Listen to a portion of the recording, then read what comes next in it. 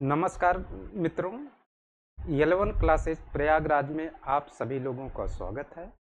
आज हम लोग केमिस्ट्री के टीजीटी, पीजीटी, एलटी, जीआईसी के 21 प्रश्नों की महत्वपूर्ण श्रृंखला लेकर आए हैं। उन 21 प्रश्नों को हम लोग आसानी से ट्रिक के द्वारा सॉल्व करने का प्रयास करेंगे। तो चलिए हम लोग सबसे पहले शुरुआत करते हैं क्वेश्चन नंबर 1 की तरफ। कह रहा है कि which hybridisation is present in ClF3। ClF3 में कौन सा हाइब्रिडाइजेशन प्रेजेंट होगा? पहला ऑप्शन है sp3d2, दूसरा है sp3d और तीसरा है sp3, चौथा है dsp2।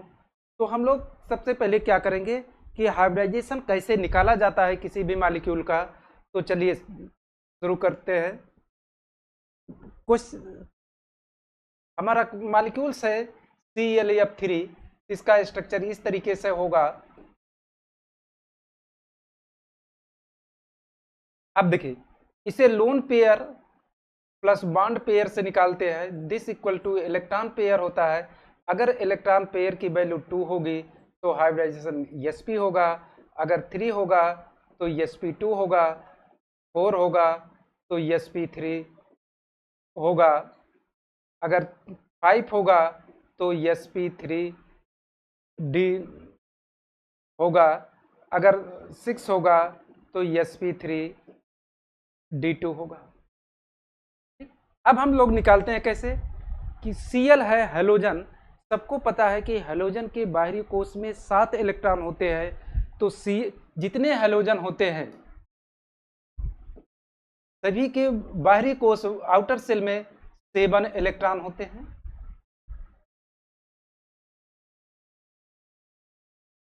तो 7 इलेक्ट्रॉन Cl के पास भी होगा। तो Cl जो है 7 इलेक्ट्रॉन में से 3 इलेक्ट्रॉन जो है एक F के साथ बॉन्ड बनाया, एक इस F के साथ और एक इस F के साथ। तो इसके पास हमारे पास जो Cl है इसके पास 4 इलेक्ट्रॉन बचे, और 4 electron equal to 2 electron equal to कहा जाता है 1 लोन पेयर। तो 4 इलेक्ट्रॉन बचे, तो बॉन्ड पेयर की जो वैल्यू हो जाएगी हमारी, लोन पेयर हो जाएगा। देखिए 4 इलेक्ट्रॉन बचा तो लोन पेयर हो जाएगा हमारा 2 और बॉन्ड पेयर हो जाएगा 3। तो इलेक्ट्रॉन पेयर निकल के आया 5, और जब इलेक्ट्रॉन पेयर 5 आया तो हाइब्रिडाइजेशन कंफर्म हो गया हमारा। क्या होगा? sp3d। तो जो ClF3 मॉलिक्यूल्स है उसका हाइब्रिडाइजेशन जो होगा वह होगा हमारा sp3d। अब नेक्स्ट क्वेश्चन चलते हैं।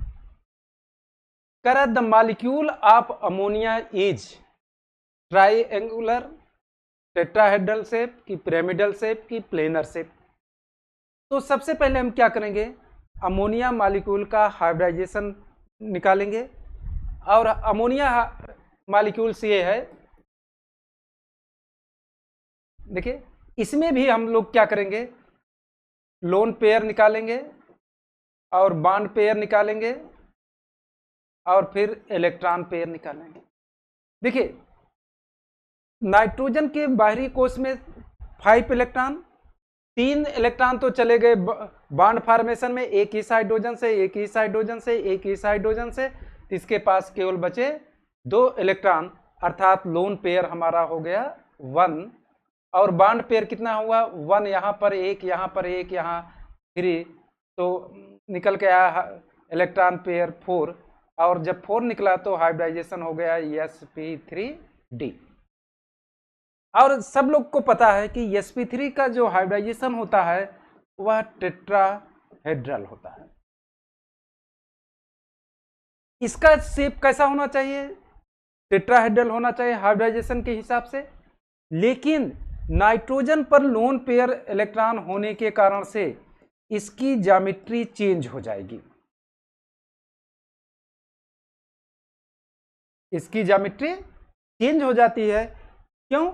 क्योंकि रिपल्सन होगा, लोन पेयर बॉन्ड पेयर में रिपल्सन देखिए रिपल्सन का जो ऑर्डर होता है, lone pair to lone pair is greater than lone pair to bond pair, फिर bond pair to bond pair. सबसे ज्यादा रिपल्सन लोन पेयर से लोन पेयर में होता है, फिर लोन पेयर से बॉन्ड पेयर में होगा। तो यहां पर क्या होगा कि यह स्पेस ज्यादा घेरेगा, तो इसको क्या करेगा, शेप ज्योमेट्री को चेंज कर देता है, और जब चेंज होती है तो ज्योमेट्री में कन्वर्ट हो जाती है पिरामिडल में। जो अमोनिया का शेप होता है वह हमारा पिरामिडल होता है। और जब देखिए एक्चुअल जो टेट्राहेड्रल का बॉन्ड एंगल होता है वह होता है 109 डिग्री 28 मिनट्स, लेकिन अमोनिया मॉलिक्यूल्स का होगा जब ये ज्यादा स्पेस घेरेगा तो इसका बॉन्ड एंगल डिक्रीज कर जाता है और 107 डिग्री हो जाता है। इस तरीके से बॉन्ड एंगल हमारा जो होता है वह डिक्रीज कर जाता है और 107 डिग्री हो जाता है। अब हम चलते हैं नेक्स्ट क्वेश्चन की तरफ। करा कि C6H5CH3 NBS CCl4 है कि in the above reaction x is, इस रिएक्शन में यक्स क्या होगा। देखिए ये हमारा टॉल्यूइन है,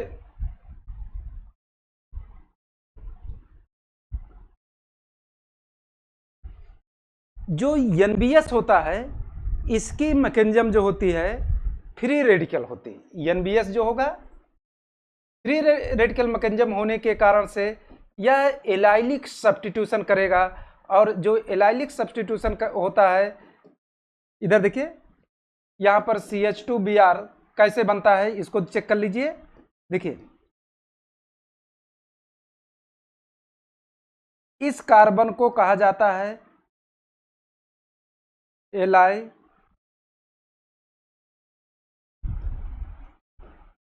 एलाइलिक कार्बन,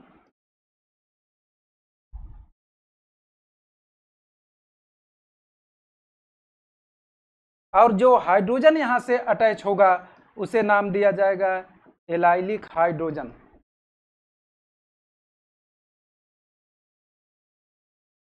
ये जो मैकेनिज्म होती है एक्चुअल में फ्री रेडिकल होने के कारण से Br अटैच होगा कहाँ, CH3 के CH3 का एक H रिप्लेस कर देगा और वहां पर CH2Br बन जाएगा, अर्थात हमारा आंसर डी सही हो जाएगा।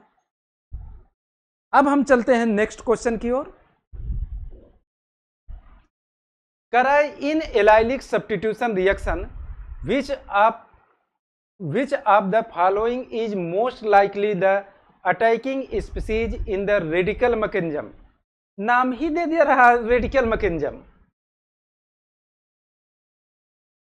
रेडिकल मैकेनिज्म में कौन सा होगा जो एलाइलिक सब्स्टिट्यूशन होता है, अभी आपने नेक्स्ट क्वेश्चन में किया, यह फ्री रेडिकल मैकेनिज्म होता है।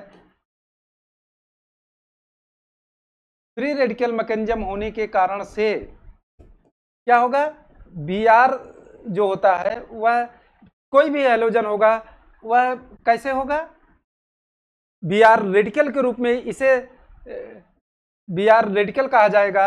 और जो हमारा क्वेश्चन में है कि ब्रोमाइड Br माइनस है कि ब्रोमीन रेडिकल है Br फ्री रेडिकल, या ब्रोमिनियम आयन है Br प्लस है, या NBS मॉलिक्यूल्स है।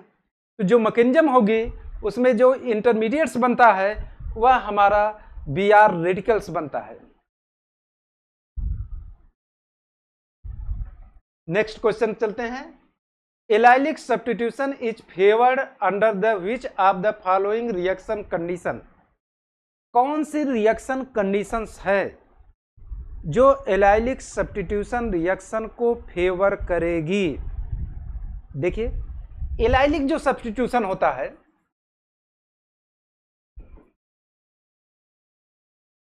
सब्स्टिट्यूशन वह तीन कंडीशन में होता है। या तो हम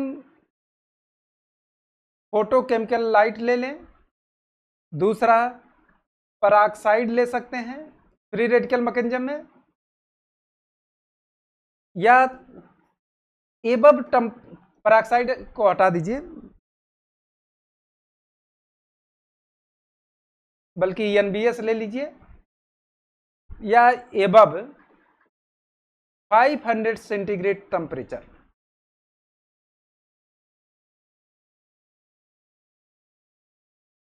एबव देखिए यहां पर allylics favoured under which of the following reaction condition, ना तो इसमें फोटोकेमिकल लाइट का ही मेंशन है, ना तो NBS मेंशन है, और मेंशन क्या है, above 500 centigrade temperature. It means temperature हमारा बहुत हाई होना चाहिए। तो आंसर हमारा निकल के आया कौन सा, हाई टेम्परेचर हो जाएगा। अब हम चलते हैं नेक्स्ट क्वेश्चन की ओर। Which of the following aldehyde undergo a Cannizzaro reaction. Question कर कौन सा ऐसा एल्डिहाइड है जो कैनिजारो रिएक्शन देगा। तो कैनिजारो रिएक्शन की पहले कंडीशन समझ लीजिए, कौन कौन से कंडीशंस होती है जो कैनिजारो रिएक्शन देते हैं। कैनिजारो रिएक्शन की पहली कंडीशन कहता है कि NaOH होना चाहिए। दूसरी कंडीशन है कि एल्डिहाइड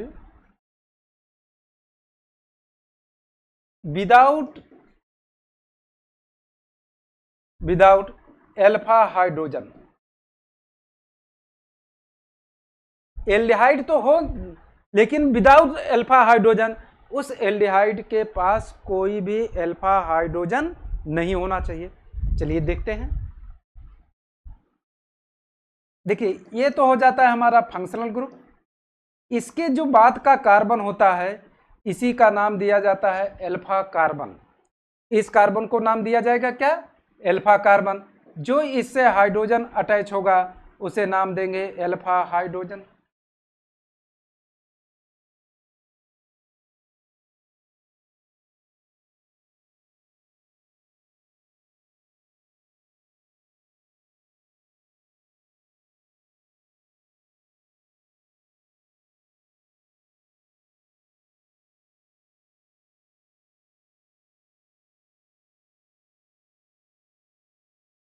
देखिए ये हमारा हो गया अल्फा कार्बन, ये हो गया हमारा अल्फा हाइड्रोजन। तो कह रहा है कि NaOH होना चाहिए। दूसरा पॉइंट करें एल्डिहाइड विदाउट अल्फा हाइड्रोजन, अर्थात उसके पास ऐसे एल्डिहाइड होंगे जिनके पास अल्फा हाइड्रोजन नहीं होना चाहिए। तीसरा पॉइंट है this is your redox reaction. Redox reaction means है कि एक एल्डिहाइड मॉलिक्यूल का ऑक्सीडेशन होगा तो दूसरे एल्डिहाइड मॉलिक्यूल्स का रिडक्शन होगा। चलिए हम देख लेते हैं। तो एल्डिहाइड दिया गया है, देखिए इसमें क्या है, ये अल्फा हाइड्रोजन है, इसमें देखिए ये अल्फा कार्बन है, इसमें भी अल्फा हाइड्रोजन। एसीटोन है, एसीटोन का भी स्ट्रक्चर लिख लेते हैं हम लोग।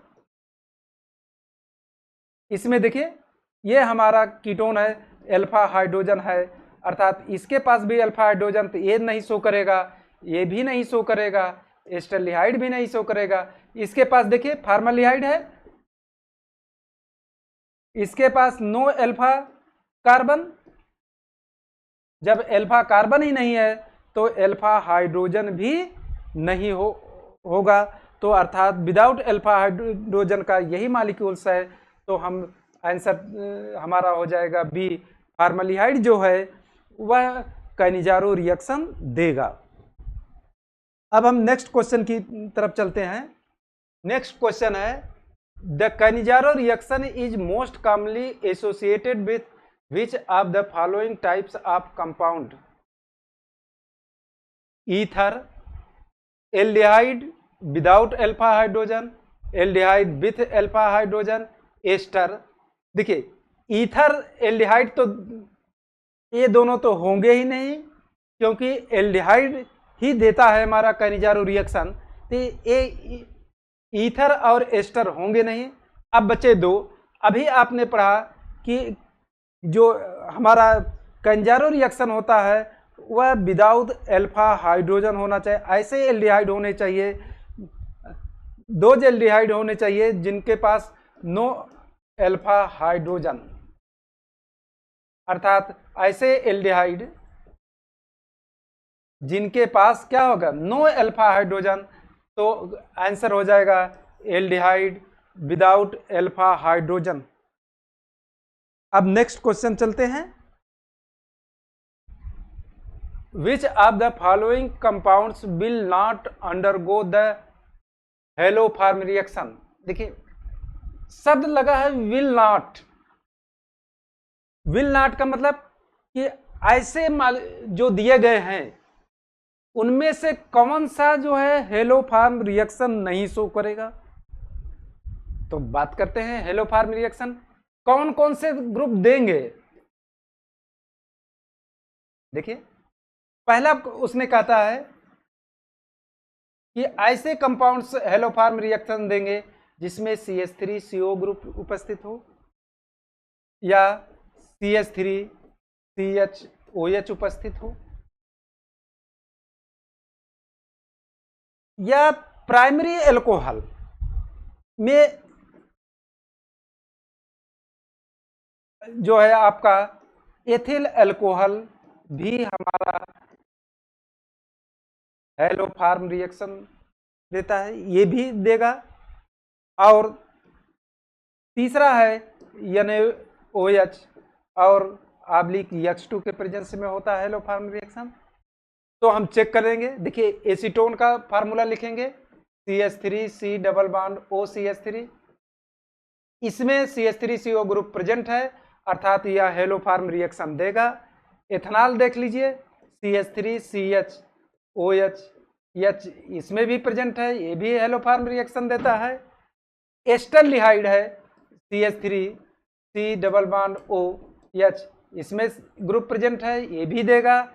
बेंजल्डिहाइड है, देखिए बेंजल्डिहाइड जो है इसमें कोई ग्रुप ना तो ये है ना तो ये है, ना होने के कारण से जो सही आंसर आएगा वह हमारा डी होगा अर्थात बेंजल्डिहाइड ही होगा जो हमारा कैनिजारो रिएक्शन नहीं देगा। चलते हैं नेक्स्ट क्वेश्चन की तरफ हम लोग।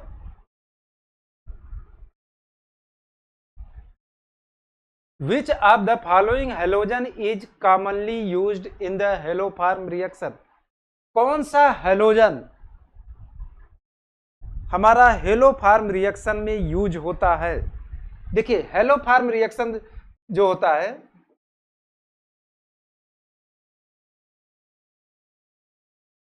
कोई भी हेलोजन दे दीजिए H2 और NOH, जहां X इक्वल टू होता है ClBr और I ही होता है।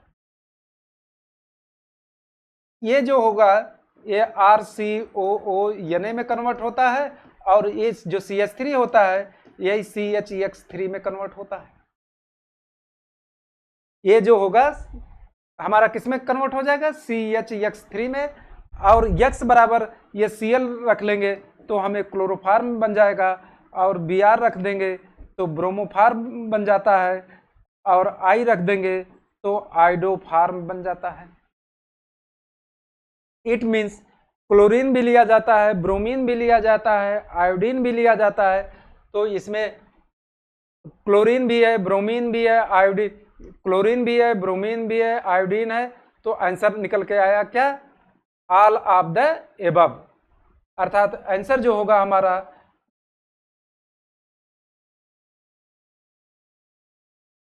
वह हो जाएगा ऑल ऑफ द एबव।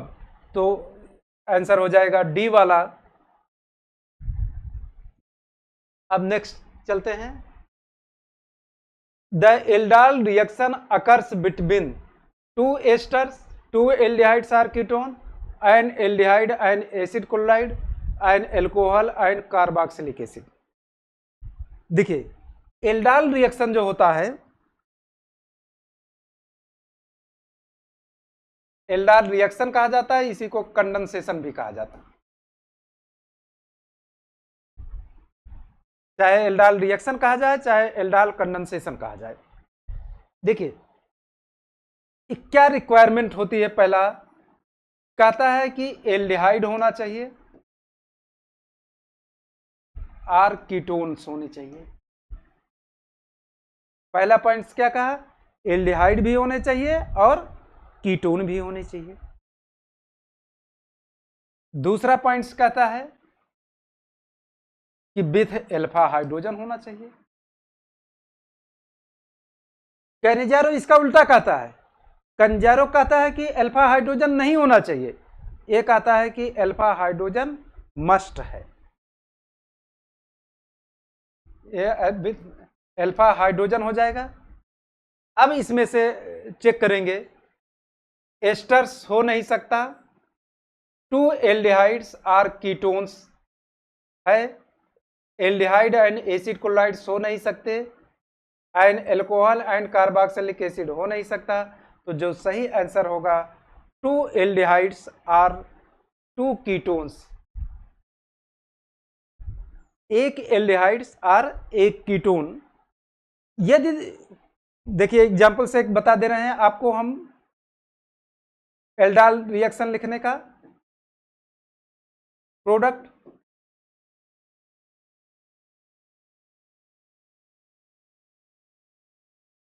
आप कुछ नहीं करना है, न्यूक्लियोफिलिक एडिशन देता है, इसको यहां से जोड़ दीजिए, इसको एच से जोड़ दीजिए, NOH के प्रेजेंस में आपका बन जाएगा CH3 CHOH CH2 C double bond OH, अर्थात इसका नाम हो जाएगा alpha beta beta hydroxy aldehyde.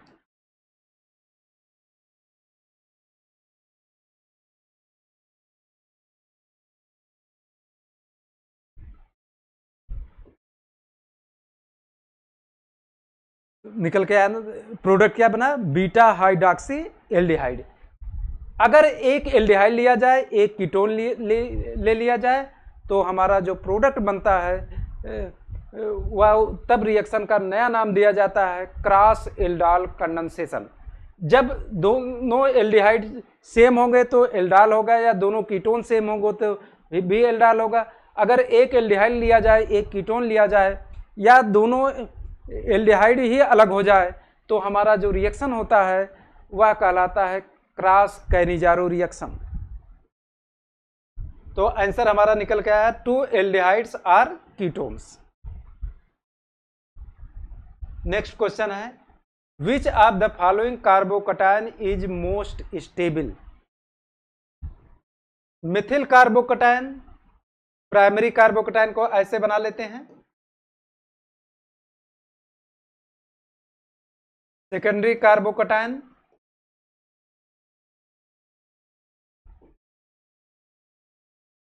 Tertiary carbocation,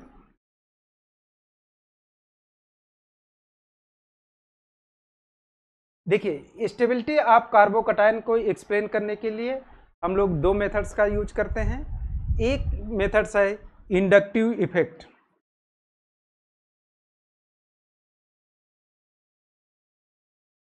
देखिए ये क्या कहता है, स्टेबिलिटी ऑफ कार्बोकटायन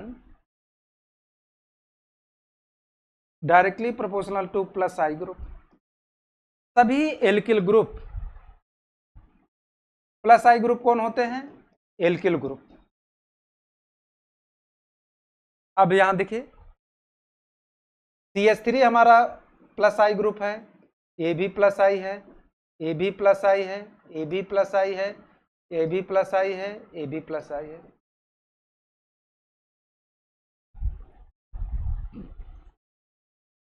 जिसमें जितना प्लस आई ग्रुप ज़्यादा होगा उसकी स्टेबिलिटी उतना ज़्यादा होगी। तो यहाँ देखते हैं इसमें टर्सरी कार्बोकटायन में हमारे 3 प्लस आई ग्रुप है, और यहाँ पर 2 है, यहाँ पर 1 है, यहाँ पर 1 भी नहीं है। तो सबसे ज़्यादा जो मिला प्लस आई ग्रुप वह किस में मिला, टर्सरी कार्बोकटायन में। तो स्टेबिलिटी सबसे ज़्यादा हो गई टर्सरी कार्बोकटायन की। एक मेथड और होता है, वह होता है हाइपर कॉन्जुगेशन से। हाइपर कॉन्जुगेशन से भी डिटर्मिनेशन करते हैं स्टेबिलिटी। ये डायरेक्टली प्रोपोर्शनल होता है नंबर ऑफ अल्फा हाइड्रोजन। देखिए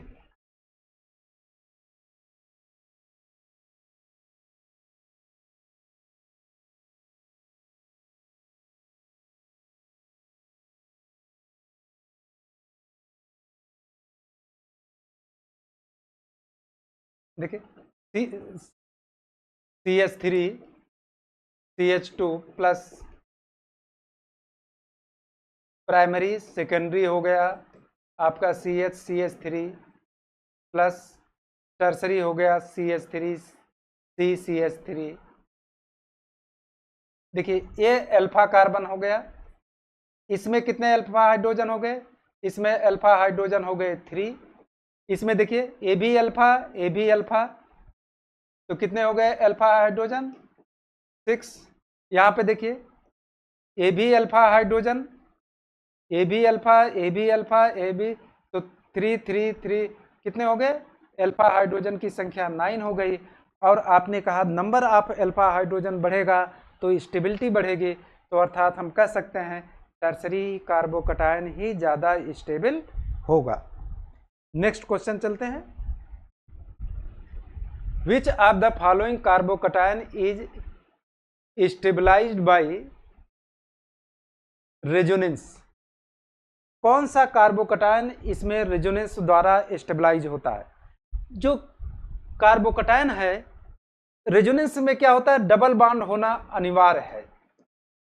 डबल बॉन्ड के अगले कार्बन पर यदि डबल बॉन्ड होगा तो वह रेजोनेंस जरूर शो करेगा। डबल बॉन्ड के अगले कार्बन पर पॉजिटिव डबल बॉन्ड हो या पॉजिटिव चार्ज या नेगेटिव चार्ज या फ्री रेडिकल, अगर पॉजिटिव चार्ज हो या नेगेटिव चार्ज हो या फ्री रेडिकल हो तो वह सदैव रेजोनेंस शो करेगा।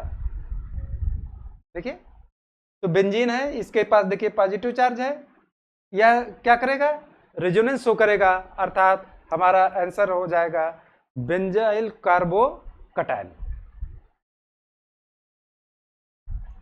नेक्स्ट चलते हैं। Which of the following alcohol react immediately with the Lucas reagent from cloudy solution? इनमें से कौन सा एल्कोहल जो होगा इमीडिएटली तुरंत सफेद क्लाउडी सॉल्यूशन बनाएगा लुकास रिएजेंट? देखिए लुकास जो रिएजेंट होता है,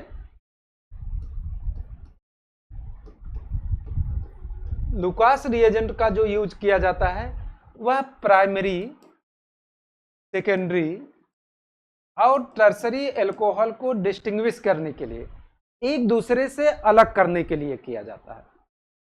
अब देखिए अलग कैसे किया जाता है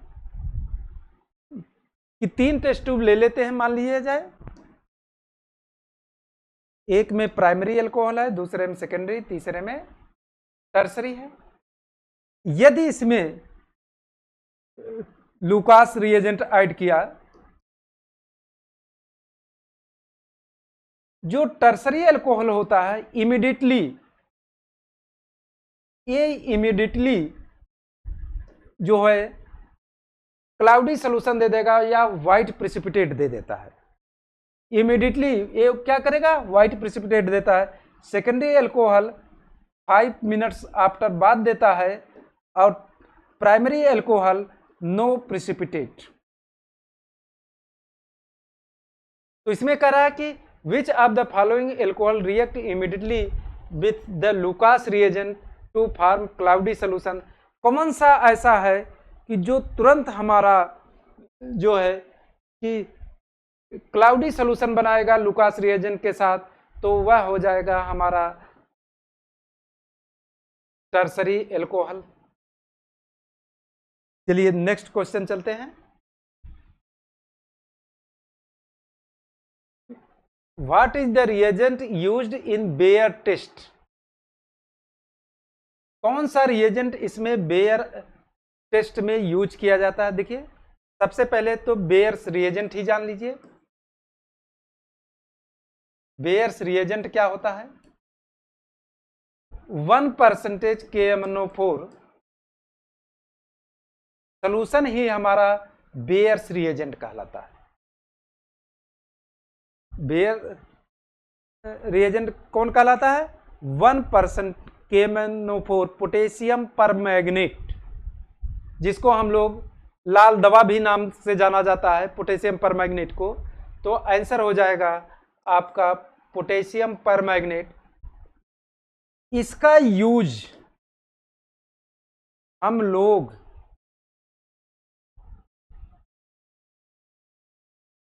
सैचुरेटेड एंड अनसैचुरेटेड हाइड्रोकार्बन के डिटर्मिनेशन में यूज करते हैं।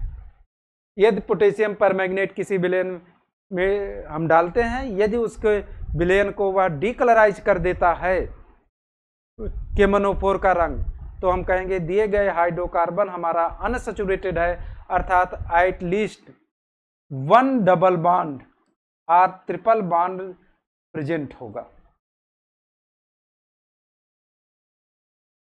डबल या ट्रिपल बॉन्ड प्रेजेंट होगा कब?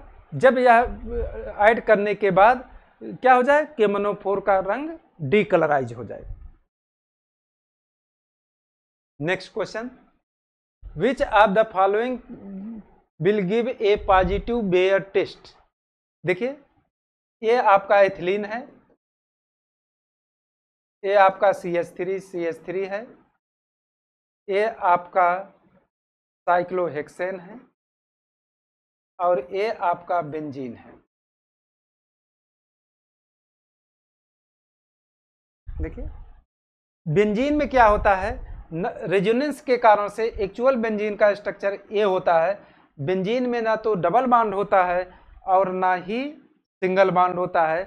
तो एक्चुअल में डबल बॉन्ड किस में प्रेजेंट है, इथीन में। तो हम लोग जो सही आंसर हो जाएगा वह इथीन हो जाएगा, क्योंकि यही है जिसमें डबल बॉन्ड प्रेजेंट है।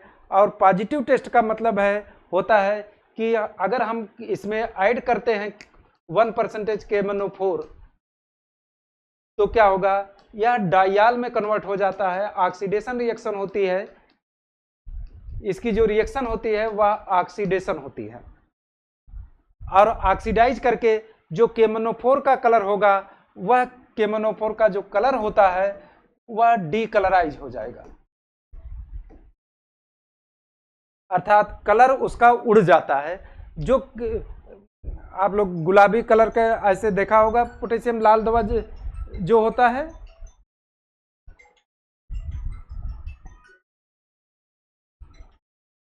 अब हम लोग नेक्स्ट क्वेश्चन की तरफ चलते हैं।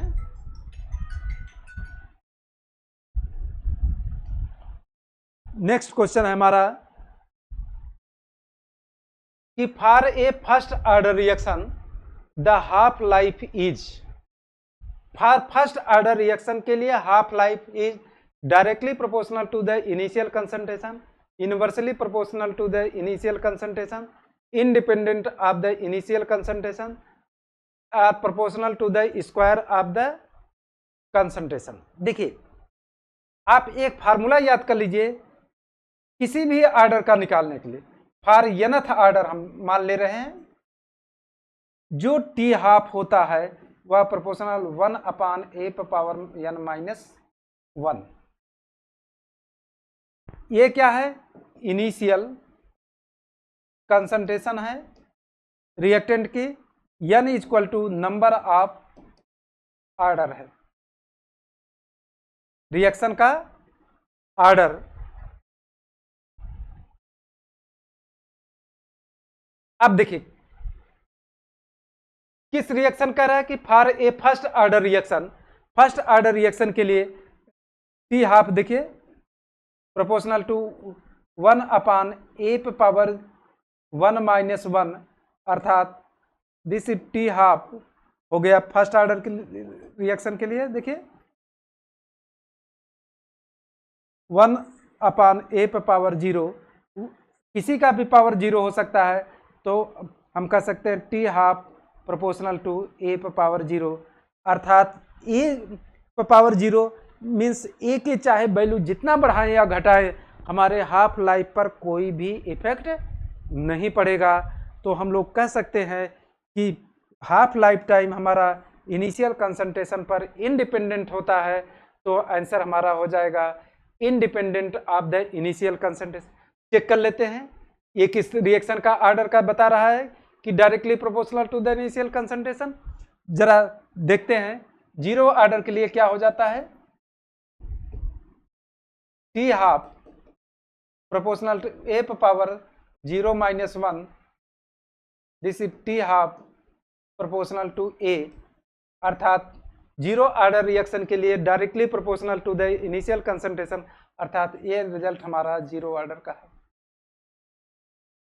Inversely proportional to the initial concentration, ये हो, यहाँ पर देखिए सेकंड ऑर्डर रखेंगे तो इनवर्सली प्रोपोर्शनल आ जाएगा, तो ये हमारा हो जाएगा सेकंड ऑर्डर के लिए।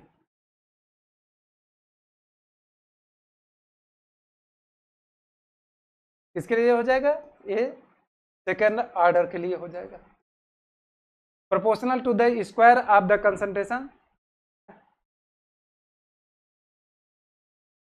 स्क्वायर ऑफ द कंसंट्रेशन ये किसी के ऑर्डर का नहीं होता, इसको हटा देंगे हम लोग, तो हमारा जो आंसर होगा independent of the initial concentration.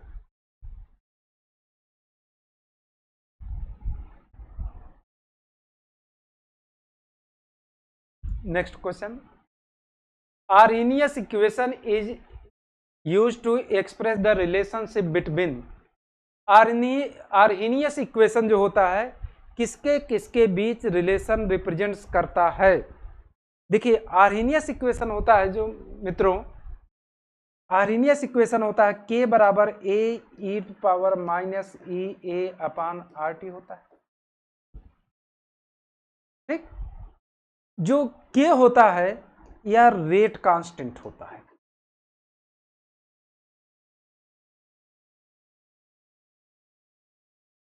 Are को सबको पता है गैस कांस्टेंट होता है,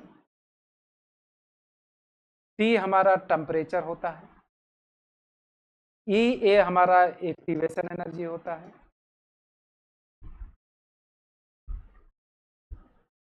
ए is the probability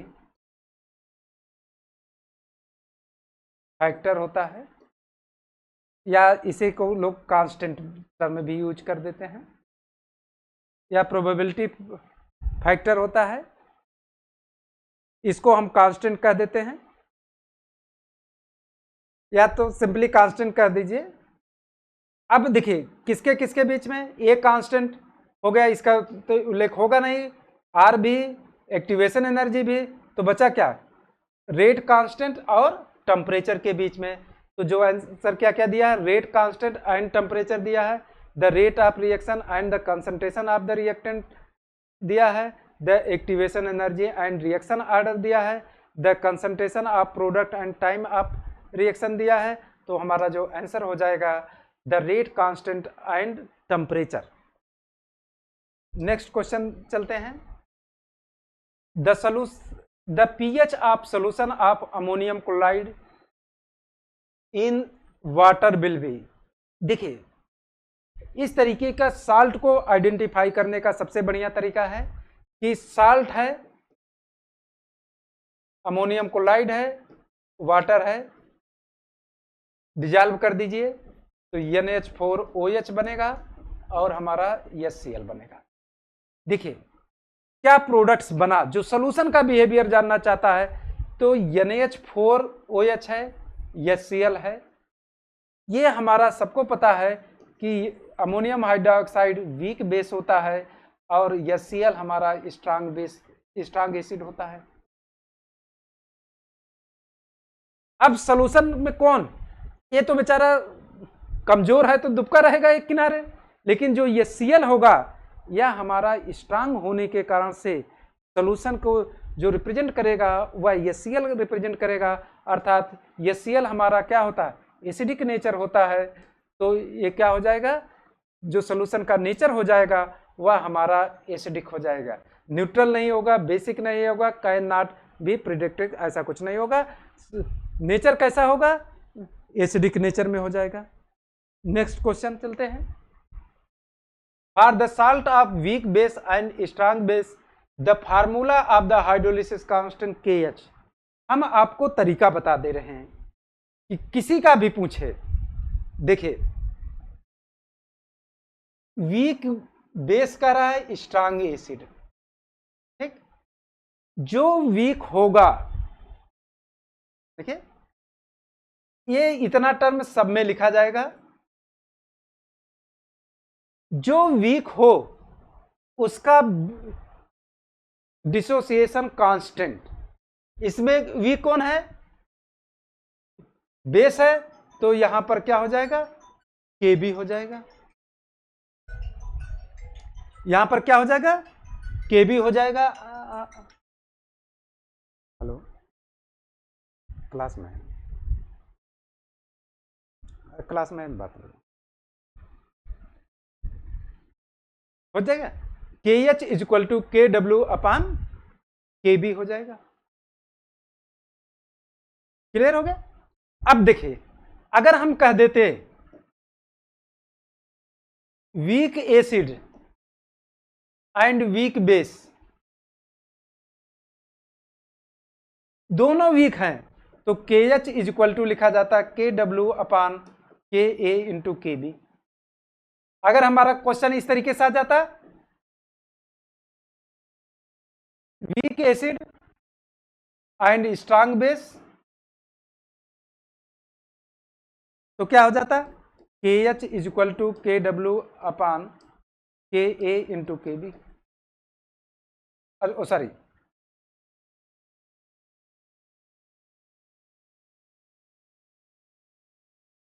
week acid है तो KA लिख दीजिए।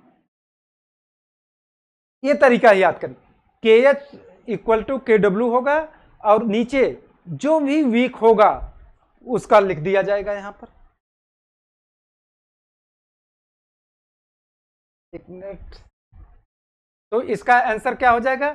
KH equal to KW upon KB, क्योंकि वीक बेस है तो डिसोसिएशन कांस्टेंट KB नीचे आ जाएगा।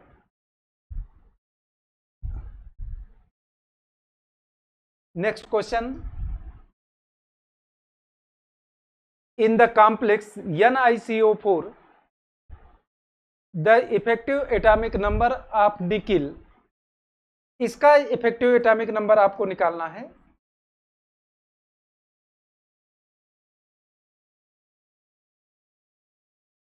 तो इफेक्टिव एटॉमिक नंबर का फार्मूला होता है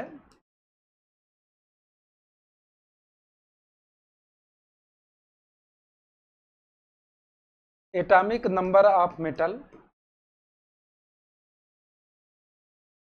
minus oxidation number plus 2 into coordination number. देखिए, इफेक्टिव एटॉमिक नंबर बराबर क्या है? Atomic number of metal means central metal minus oxidation number into 2 into coordination number. यहां से देखिए, इसका अगर ऑक्सीडेशन नंबर निकिल का निकालना हो तो XCO का 0 इक्वल टू 0, कोई चार्ज नहीं, तो X इक्वल टू 0। तो अर्थात हम कह सकते हैं कि निकिल का जो ऑक्सीडेशन नंबर कितना हो गया? 0 हो गया। इसका ऑक्सीडेशन नंबर 0 निकल गया। अब इसका एटॉमिक नंबर ऑफ मेटल कितना दे रहा है? 28 दे रहा, तो 28 रख देंगे माइनस 0। इसका ये जो संख्या होती है यह कोऑर्डिनेशन नंबर बताएगी, बशर्ते यह मोनोडेंटेट लिगेंड हो। अगर बाइडेंटेट होगा तो दूना कर लेंगे। CO जो होता है हमारा, यह होता है मोनोडेंटेट लिगेंड। जो मोनोडेंटेट लिगेंड्स होते हैं वो एक लोन पेयर इलेक्ट्रॉन डोनेट करते हैं। यहाँ कितने लिगेंड है? 4, और कोऑर्डिनेशन नंबर यहाँ पर 4 हुआ, तो आप ऐड करेंगे तो 36 आ जाएगा। या तो इसके स्थान पर हम लिख सकते हैं कि total number of electron donated by central metal को, जो यहाँ पर लिगेंड है कितने इलेक्ट्रॉन सेंट्रल मेटल को डोनेट करेंगे उनकी संख्या, तो कितना हो जाएगा? एक लिगेंड 2 इलेक्ट्रॉन डोनेट करेगा, तो यहाँ पर कितने लिगेंड हैं? 4 हैं, 4 हैं तो 4 8 हो जाएगा, तो भी आंसर आ जाएगा 36। तो आंसर हमारा हो गया 36। अब हम नेक्स्ट क्वेश्चन की तरफ चलते हैं कि the Lucas test use in distinguish between, इसके पहले भी क्वेश्चन आया था। यह जो लुकास टेस्ट होता है यह हमारा primary, secondary and tertiary alcohol के डिस्टिंग्विश में प्रयोग किया जाता है। देखिए primary, secondary and tertiary alcohol. Aldehyde and ketones को हम लोग फेलिंग सोल्यूशन के द्वारा, फेलिंग विलेन के द्वारा अलग करते हैं। इसको हम लुकास टेस्ट के द्वारा अलग करते हैं। एल्केन्स एंड एल्काइंस को जो होता है या हम बेयर रिएजेंट के द्वारा अलग करते हैं। प्राइमरी एंड सेकेंडरी एमीन्स, इसे दो रिएजेंट के द्वारा अलग कर सकते हैं। एक हमारा होता है हिंसबर्ग रिएजेंट। हिंसबर्ग रिएजेंट के द्वारा हम प्राइमरी और सेकेंडरी एमीन को जो है आइडेंटिफाई या डिस्टिंग्विश कर सकते हैं। Hinsberg reagent para toluene sulphonyl chloride, ये होता है पैरा टॉल्यूइन सल्फोनिल क्लोराइड, इसी का नाम है हिंसबर्ग रिएजेंट। उससे भी कर लेते हैं और कार्बिल एमीन अभिक्रिया के द्वारा भी इसको हम लोग डिस्टिंग्विश कर सकते हैं। इस तरीके से 21 क्वेश्चन की एक बहुत महत्वपूर्ण श्रृंखला आज खत्म हुई। नेक्स्ट टाइम अगेन फिर 21 क्वेश्चन की नेक्स्ट महत्वपूर्ण श्रृंखला लेकर नेक्स्ट क्लास में हम लोग आएंगे।